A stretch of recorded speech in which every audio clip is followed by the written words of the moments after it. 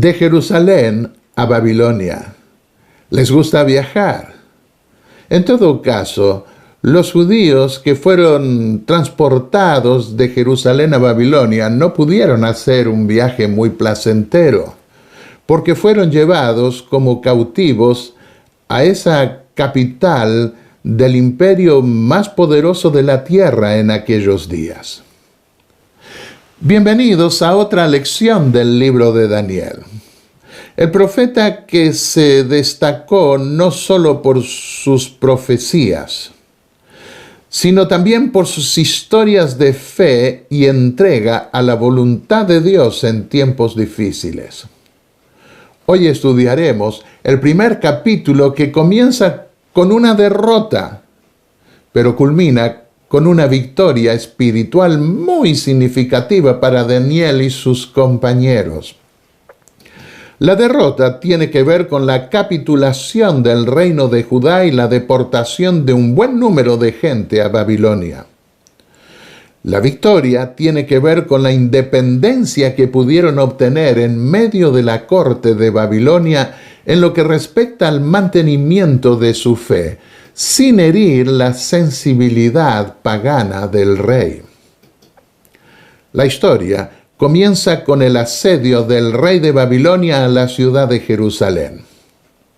Eso ocurrió en el tercer año del rey Joacín, siendo que el profeta Jeremías dice que eso ocurrió en el cuarto año de Joacín. Muchos críticos concluyeron que ese es uno de los tantos errores que presumieron encontrar en el libro de Daniel. Durante el desarrollo de las diferentes lecciones, veremos cómo la arqueología ha terminado probando la autenticidad de los relatos del libro de Daniel. Edwin Thiel, un erudito adventista, pudo sincronizar las fechas históricas de los reyes de Israel, reconociendo que había dos métodos para contar los años de los reyes. Más de medio siglo después, sus estudios son aceptados y reconocidos como la máxima autoridad en el tema.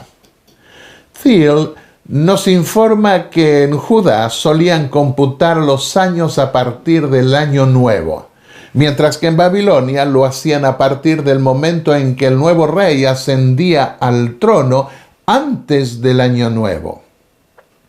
Las crónicas babilónicas de los reyes caldeos, publicadas por el profesor Weizmann en 1956, probó en efecto esa manera diferente de contar los años de los reyes que usaban los babilonios.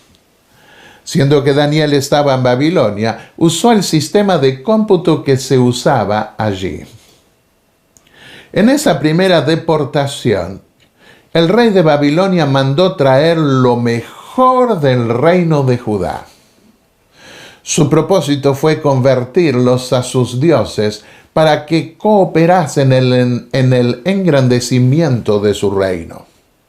Lo que Nabucodonosor no sabía era que a través de Daniel y sus compañeros, el que se iba a convertir era él mismo y a la religión del Dios que pretendía haber vencido.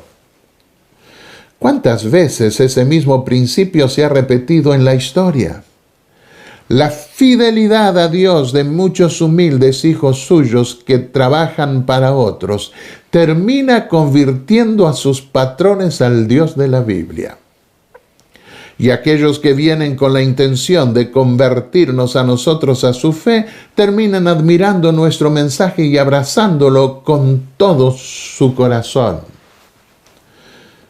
En su intención de convertir a los jóvenes hebreos, el rey les cambió sus nombres que los vinculaban al Dios de Israel, por otros que los asociaban a los dioses babilonios. El significado de sus nombres hebreos se centraba en el único Dios verdadero. Él significaba God y Yah es una abreviación de Yahvé, el Eterno. Así, Daniel significa Dios es mi juez. Ananías significa ya ha sido clemente. Misael significa quién es lo que es Dios. Azaría ya ha ayudado. Pero el jefe oficial les dio nuevos nombres relacionados con el dios Aku, dios de la luna, con el dios Nebo o Nabu, o al dios Nergal. Así, el nombre Sadrach parece derivarse de Shudur Aku, mandato de Aku. Mesach es probablemente una variante de Misa Aku, significando quién es como Aku. Y Abednego es ya sea siervo del dios Nebo, Nabu, o una variante de Abed-Nergal, siervo del dios Nergal. Me imagino cómo se habrán sentido los israelitas con nombres que honraban a dioses ridículos como los que adoraban los babilonios, según se puede ver en los registros caldeos que la arqueología trajo a la luz.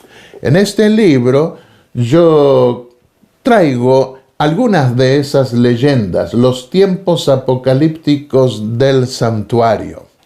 Por ejemplo, una de esas leyendas refiere una pelea entre los dioses más viejos y los dioses más jóvenes, porque estos últimos hacían mucho ruido. Los más viejos buscaron paz y tranquilidad, según la leyenda, lo que trajo guerras hasta que dieron con Marduk, quien aceptó el desafío de defenderlos a condición de que lo pusieran como jefe del panteón. Marduk venció a su oponente Tiamat y con su cadáver planificó el cosmos, donde aparecieron las estrellas y las constelaciones, la luna y probablemente el sol. Así, Marduk reorganizó el reino divino y fue proclamado rey de los dioses. Se creó al hombre para que los dioses no tuviesen que trabajar. Se mató a Kingu, socio de Tiamat, y se usó su sangre para formar al hombre. Babilonia es la primera ciudad que se construyó, según esa leyenda. Los documentos amonestan a alabar a Marduk. Cuando entré en el ministerio pastoral, decidí estudiar la Biblia versículo por versículo. Recuerdo que uno de los temas que atrajo más mi atención fue que en la conquista de Canaán, Dios ordenó a los israelitas cambiar el nombre de algunas ciudades que conquistaron. El objetivo era claro. La memoria de los dioses antiguos y sus prácticas paganas debían ser erradicadas. Pero más adelante vemos en la historia bíblica algunos casos en donde los nombres viejos prevalecían sobre los nombres nuevos que Dios les había ordenado poner. Evidentemente, como pueblo, se percibe la misma lucha que se da individualmente en la persona que se convierte, según explica el apóstol Pablo, entre el hombre viejo o vieja naturaleza y el hombre nuevo o nueva naturaleza. En el caso de los jóvenes hebreos, era evidente que el rey quería hacerles olvidar el supuesto diosito que habían tenido, para honrarlos con los poderosos dioses de Babilonia. Pero más adelante, en una tableta babilónica donde aparecen los nombres de esos jóvenes a quienes se les requirió un juramento de lealtad al rey Nabucodonosor, según veremos en otra lección, uno de ellos es mencionado por su nombre original hebreo. El mundo podrá etiquetarnos con nombres despectivos y debemos ser pacientes. Dios vindicará su nombre en nosotros y al entrar en las puertas mismas de la eternidad, nos promete dar un nombre nuevo que jamás nos será quitado. Apocalipsis 2:17. La primera prueba tuvo que ver con la comida. En el alimento provisto por la mesa del rey, según escribió Elena de White, había carne de cerdo y otras carnes que eran consideradas inmundas por la ley dada mediante Moisés. A esto se sumaba el vino fermentado que el rey ponía en su mesa y que les haría perder el discernimiento espiritual, como podían recordar en la experiencia de Nadab y Abiú. Y para completar el cuadro, el rey y su gente los ofrecían a sus dioses, a quienes les pedían su bendición. Por lo cual, en su fidelidad al verdadero Dios, Daniel y sus compañeros decidieron no contaminarse con la comida del rey. Al pedir comer solo legumbres y tomar agua en lugar de vino, los humildes cautivos hebreos no fueron insolentes, ni criticones por cómo comían los paganos, sino prudentes, sabios y respetuosos. Pidieron que les dieran la oportunidad de probar por 10 días lo suficiente para demostrar que no iban a debilitarse, sino que, por el contrario, iban a estar tanto o más fuertes que los demás. Y Dios premió la fidelidad de sus siervos, dándoles una apariencia mejor que la de los demás que se servían de la mesa del rey. Hoy vivimos en medio de la Babilonia espiritual. Y Dios llama a su pueblo a ser fieles también con las leyes de la salud, aun en lo que respecta a las comidas. La dieta del pueblo de Dios es también diferente y no debemos avergonzarnos por ello. Tenemos la ventaja hoy de que cada vez más atletas se vuelven vegetarianos y hasta veganos sin que su desempeño se vea desmejorado. Siempre que se vuelve hacia la dieta original del Edén, los resultados positivos se dejan ver. Y aunque Dios permitió comer carnes limpias después del diluvio, en una época como la nuestra es menos riesgoso comer solo legumbres. Volveremos sobre este aspecto en nuestro comentario de Daniel, el capítulo 10. Notemos la manera de referirse al tiempo de instrucción que Nabucodonosor requirió para esta gente extranjera que quería asimilar en su reino. El versículo 5 dice literalmente que ese tiempo de prueba debía durar 3 años. Pero en el versículo 18 dice que pasados los días al fin de los cuales había dicho el rey que los trajesen, el jefe de los eunucos los trajo ante el rey. Vemos aquí ya en el primer capítulo el principio de cómputo de día por año. Para los judíos era normal referirse a años por el testimonio días, algo que en proyecciones apocalípticas siempre se aplica. Veamos, por ejemplo, Génesis 5:5. El total de los días que Adán vivió fue de 930 años. El total de los días de Set fue de 912 años, versículo 8. Los días de nuestra vida llegan a 70 años, Salmo 90:10, etc. Durante esos 3 años, los 4 jóvenes judíos estudiaron la lengua caldea y todas las ciencias que habían desarrollado los babilonios, sin descuidar la comunión con Dios. En otras palabras, no fueron jóvenes fanáticos que no quisieron dialogar con gente de otra fe, sino que buscaron prepararse para dar un servicio mayor al gobierno bajo el cual estaban y estar así en mejores condiciones para compartir su fe en los niveles más altos del reino. Sin duda, hubo otros jóvenes hebreos, así como jóvenes promisorios de otras naciones en la carrera de 3 años que ofrecía el rey. Pero el premio de un desarrollo intelectual mayor lo obtienen quienes se consagran a Dios estudian su palabra y desarrollan un espíritu emprendedor de superación para rendir a Dios y a la sociedad donde viven el mejor servicio que puedan dar.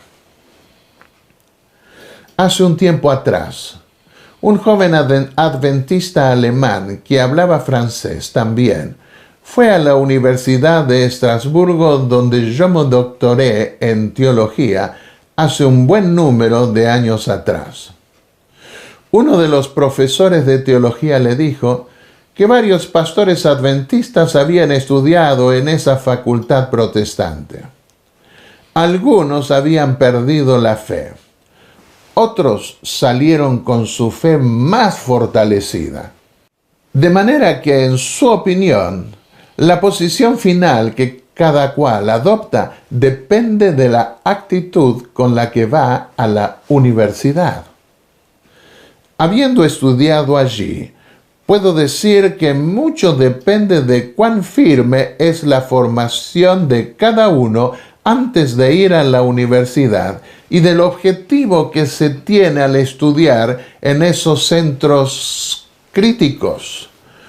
Puedo mostrarles aquí mi tesis doctoral que escribí en esa universidad, que traduje después del francés al inglés y que en su momento publiqué también en castellano.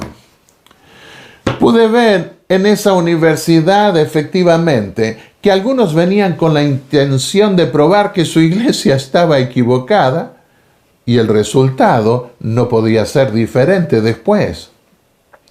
Luego son llamados a enseñar por el título que obtuvieron y siembran semillas de pensamiento que contradicen el fundamento de la fe adventista.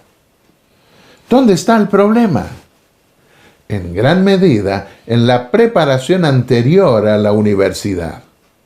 Cuando se va a la universidad sin conocer bien la verdad que Dios confió a su pueblo y se descuida la comunión con Dios, el riesgo de distraerse de la misión que Dios nos dio es mayor.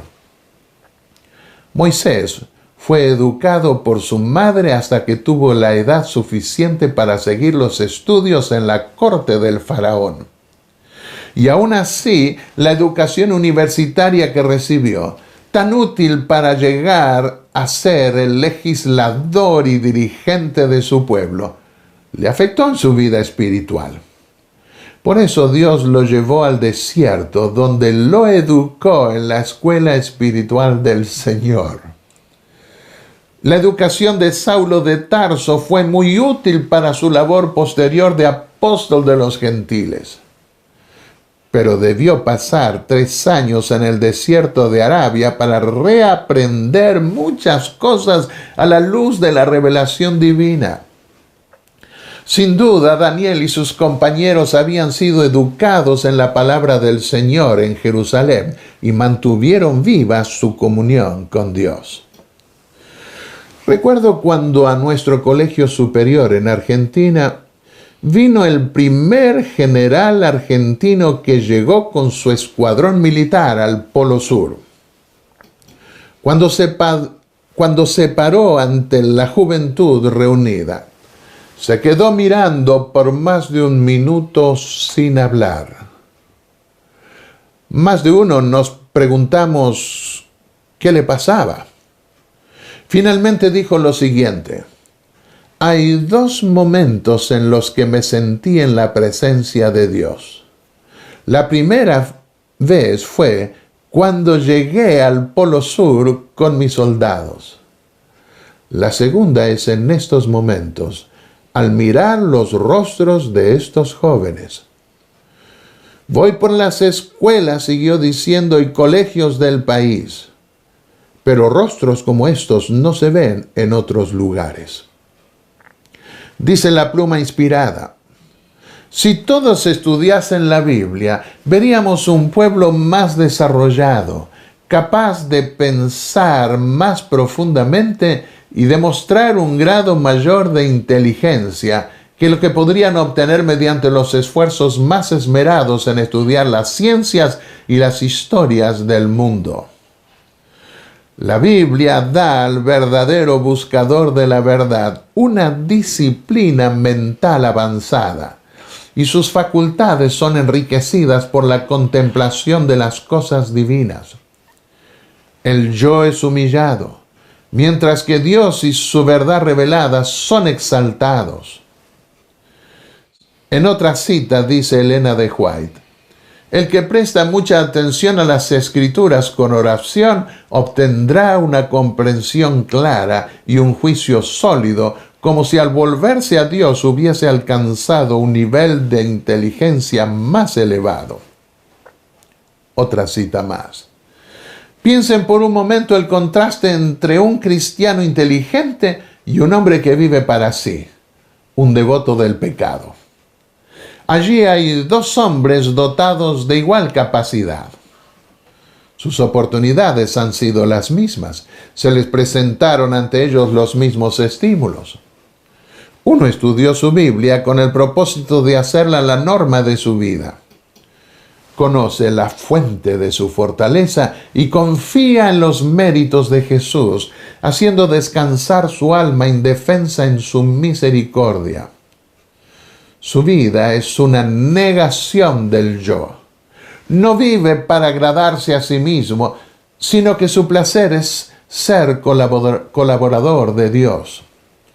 Su rostro brilla con inteligencia. Su experiencia es rica y profunda. Su porte es el de un caballero cristiano, calmo, sereno y dignificado. Ahora miremos el cuadro opuesto, sigue diciendo Elena de White. Allí hay uno a quien Dios confió preciosos talentos. Está familiarizado con las Escrituras, pero su corazón no fue nunca santificado por las verdades que éstas enseñan. Sus afectos nunca estuvieron entrelazados con Dios, sino que son como la vid que se arrastra sobre el suelo, aferrando sus tentáculos a los tocones y basuras de la tierra. Todo su carácter está marcado por pequeñeces, mundanalidad, bajeza, que testifica a los que observan sus caminos que el Espíritu de verdad no entró en el santuario interior del alma y lo purificó de su contaminación. Seguramente nadie puede vacilar para elegir entre esos dos caracteres representativos. Pero que cada uno recuerde que el refinamiento y la verdadera nobleza son cualidades que nunca llegan por suerte. Es solo por esfuerzo individual, personal, ayudado por la gracia de Dios, que se puede alcanzar el alto nivel de excelencia moral. Esto lo escribió en el año 1884. Que esa sea nuestra experiencia también. Que Dios los bendiga.